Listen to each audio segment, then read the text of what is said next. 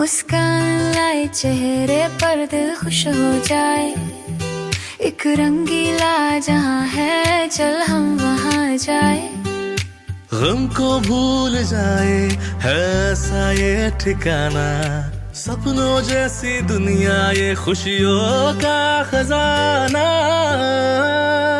Viraj junction मस्ती का station, दिल को बहलाता है नया destination. Food court, game zone, trampoline park, water park, go karting, kids play area, amusement park और अमेजिंग फूड वैरायटी सिर्फ विराज जंक्शन में।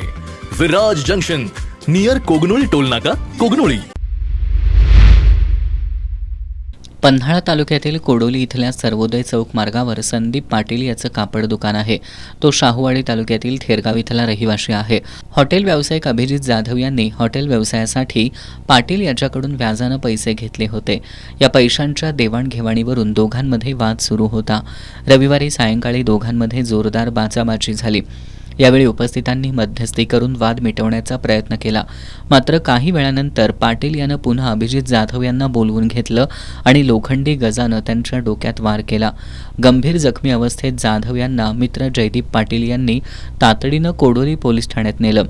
तक्रार नोंदवीत असताना अभिजित यांची प्रकृती खालावल्यानं त्यांना प्रथम कोडोलीतील उपजिल्हा रुग्णालयात उपचारासाठी दाखल केलं आणि नंतर CPRमध्ये हलवण्यात आलं, मात्र उपचार सुरू असतानाच अभिजितचा मृत्यू झाला।